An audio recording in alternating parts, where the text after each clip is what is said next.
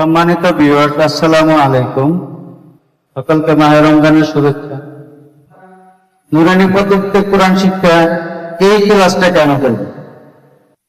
এই ক্লাসটা আপনারা এই জন্য করবেন, কোরআন শিক্ষা নামক অনেক ক্লাস সোশ্যাল মিডিয়াতে আছে, কিন্তু আমার এই ক্লাসটা বিশেষ কিছু বিশেষত্ব আছে যেগুলো আপনারা অন্য অন্য ক্লাসের ভিতরে পাবেন না। প্রথমত, প্রত্যেকটা হরফের ভাগ কেন হলো, কি জন্য হলো, কিভাবে হলো, বিষয়গুলি আলোচনার মাধ্যমে বুঝিয়ে দেওয়া হয়েছে। দ্বিতীয়ত,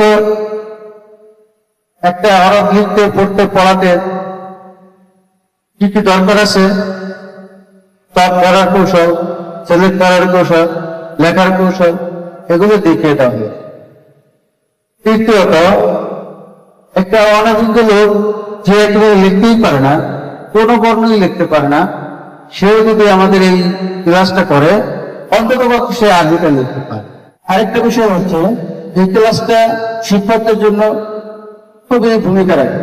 দ্বিতীয়ত, যারা জনসাধারণ আছেন, কোনোদিন আরবি পড়েন নাই, মাদ্রাসার বারান্দায় যান নাই, অথবা টিউশন পড়েন নাই, শিখতে সুযোগ হয় নাই, তারা যদি চান এই ক্লাসটা সম্পূর্ণ করলে আপনারা নুরানি পদ্ধতিতে কোরআন শিক্ষা ক্লাসটা শেষ করার পরে দেখবেন যে আপনারা কোরআন শরীফ পড়তে পারছেন।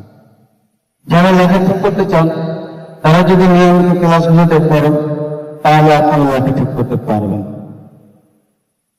যারা বাচ্চাদেরকে চক ধরার কৌশল শেখাতে চান তারা যদি ক্লাসগুলো নিয়মিত করেন তাহলে চক ধরার কৌশল শেখাতে পারবেন। এই জন্য আপনাদের দরকার ক্লাসটা কমপ্লিট করা। তাই আপনারা আমার এই ভিডিওটা কমপ্লিট করতে পারেন, ক্লাসগুলো কোর্স কমপ্লিট করতে পারেন। জনসাধারণের জন্য খুবই উপকারী ভিডিওটা, কারণ আমাদের এই ক্লাসগুলো যদি সব আপনারা কমপ্লিট করেন তাহলে আপনাদের কোরআন শিক্ষার জন্য দ্বিতীয় আর কোনো ভিডিওর ভিতরে যেতে হবে না। আশা করি এই একটা ক্লাসই আপনাদের জন্য যাচ্ছে। তো কথা না বাড়িয়ে মূল কথায় আসেন। হরফ শিক্ষা কোর্সের দ্বিতীয় ক্লাস শুরু। এই কোর্সে আপনারা যা কিছু পাবেন তার ভিতরে একটা বিশেষত্ব পাবেন, সেটা হলো যে হরফ লিখতে যে কৌশলগুলো থাকে তার ভিতরে প্রধান কৌশলগুলো কলম ধরা, পেন্সিল ধরা এবং এই বিষয়গুলো আপনারা এই ক্লাসে পাবেন। এই ক্লাসটাকে আপনারা সম্পূর্ণরূপে দেখেন, স্কিপ করবেন না, না বুঝলে বারবার টেনে দেখেন, বারবার রিপ্লাই করেন। তারপরে যদি না বুঝেন হোয়াটসঅ্যাপ নাম্বার দেওয়া আছে, ওই নাম্বারে আপনারা ফোন দিবেন, জেনে নিতে পারবেন। আশা করি অযাচিত কল করে দিবেন।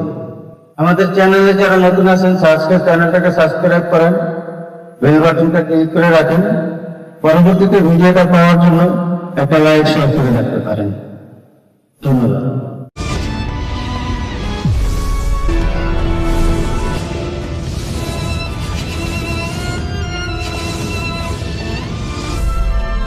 আচ্ছা দেখেন, প্রথমে আমরা আলিফ থেকে কিভাবে পরের হরফে যাই, এদিকে দেখেন, আলিফ থেকে আমরা কিভাবে আলিফ থেকে আমরা কিভাবে দ্বিতীয় হরফে যাই এটা খেয়াল করবেন। দ্বিতীয় হরফে যাওয়ার জন্য একটা কৌশল আমরা করব, সেটা হলো প্রথমে ধরেন এই আলিফটা আমরা লিখলাম, আলিফ লিখলাম, এরপরে দেখেন সহজ একটা কৌশল দেখেন, আলিফের উপরের মাথায় ডান দিকে, উপরের মাথা বরাবর ডান দিকে একটু উপরে, আলিফের উপরের মাথা বরাবর ডান দিকে একটু উপরে আমরা ছোট্ট একটা আলিফ লিখলাম, ছোট্ট একটা আলিফ লিখলাম। খেয়াল করেন, আলিফের মাথা বরাবর উপর দিকে, ডান দিকে উপরে, ডান দিকে একটু উপরে, ডান দিকে একটু উপরে বলতে এইটা সমান সমান, এটা কি, এই দেখেন আপনারা দেখেন, এই যে লেভেলটা দেখছেন সমান সমান না, হ্যাঁ, এই সমান সমান থাকবে মানে একটু ডান দিকে যেয়ে উপর দিকে আমরা ছোট্ট একটা কি করলাম, ছোট্ট একটা আলিফ লিখলাম। লেখার পরে এদিকে খেয়াল করেন, লেখার পরে কি করব আমরা, এই যে ছোট্ট আলিফটা যে লিখছি, ছোট্ট আলিফটার উপরের মাথায় আমরা হাত রাখবো, উপরের মাথায় হাত রেখে ডান দিক থেকে ঘুরাইয়ে এনে এই আলিফের নিচে এনে লাগাই দিব। এটা কি হয়েছে বলেন তো? এটা ইংরেজিতে একটা অক্ষরের নাম হয়েছে, কি বলতে পারেন? ডি, ডির মতো হয়েছে। আচ্ছা এখন দেখেন এই যে নিচের যে হাতটা আছে, এই দেখেন এদিকে, এটার সঙ্গে থেকে এনে এটার মাথায় মিলাই দিব। দেখছেন কত সহজে হয়ে গেল? হ্যাঁ, কত সহজে। এবার সকলে বোর্ডে দেখেন, এই সকলে বোর্ডে দেখেন।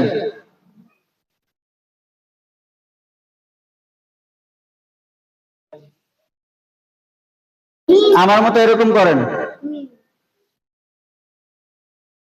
আগে মুখের ব্যায়াম করাইতে হবে। কি করাইতে হবে? মুখের ব্যায়াম। আমরা একটু মুখের ব্যায়াম করে আসি। মুখের ব্যায়ামটা করেন আমার সঙ্গে সঙ্গে।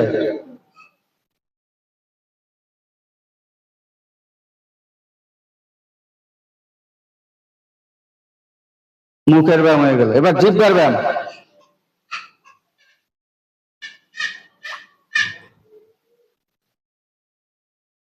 বুঝছেন?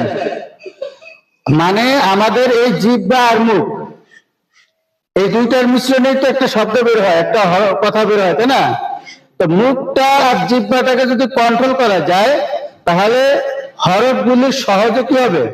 উচ্চারণে আসবে। আমাদের ঠোঁটের কয়টা ভাগ বলছিলাম? 3টা ভাগ। একটা বহির্ভাগ, একটা শুকনা বা শুষ্ক ভাগ, আর একটা কি ভিজা ভাগ। ঠিক আছে, এখন আমরা শুকনা ভাগটারে কাজে লাগাবো। কোন ভাগে? শুকনা ভাগ। তাহলে দুই ঠোঁটের শুকনা জায়গাটা এক জায়গা করেন, দুই ঠোঁটের শুকনা জায়গাটা এক জায়গা করেন।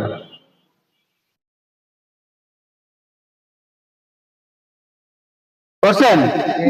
এরপরে খেয়াল করেন,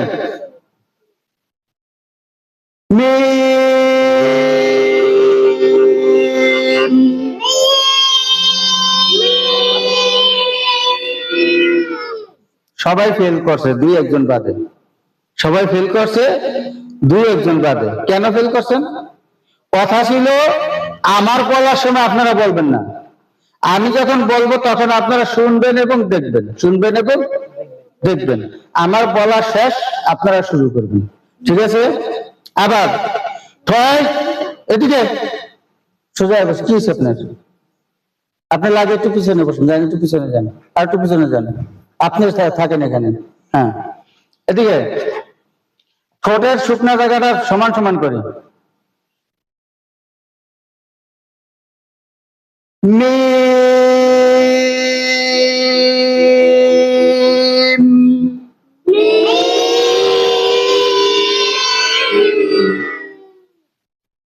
এতদিন তো মিম পড়ছেন আর আজকেও পড়লেন, পার্থক্য পাইছেন?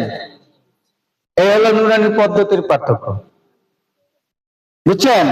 আমরা কিন্তু সাধারণত অনেকে মিম বলে ভিজা জায়গাটা মিম মিম মিম, ওই মিম বললে ওইটা মিম হয় না। মিমের মাত্রা অনুযায়ী ঠোঁটের কোন জায়গা লাগবে? শুকনা জায়গা, ঠোঁটের শুকনা জায়গা। এদিকে এদিকে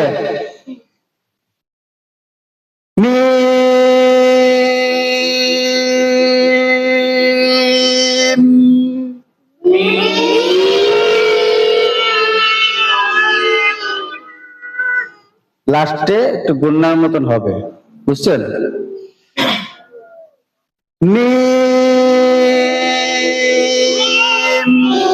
আবার একসঙ্গে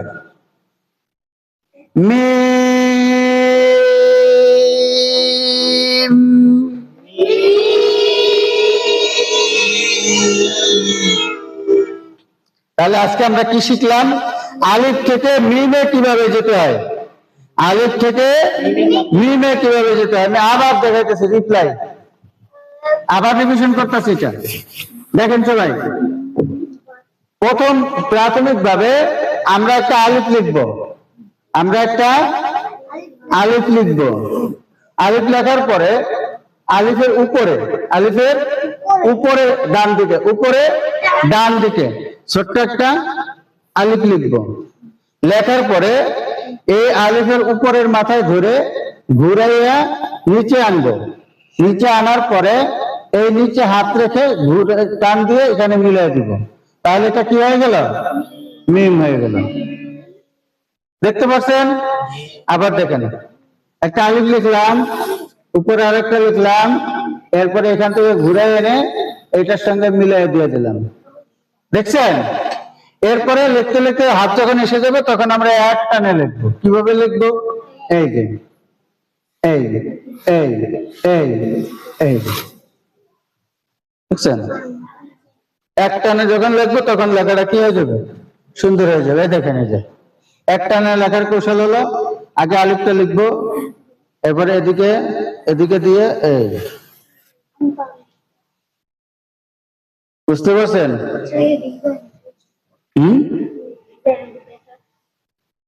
এটা না, এটা এরকমই হয়। হাতে লিখলে হাতের ডিজাইনটা এরকমই হয়। বুঝতে পারছেন? তাহলে আমরা আজকে কি শিখলাম? আলিফ থেকে মিমে কিভাবে যেতে হয়।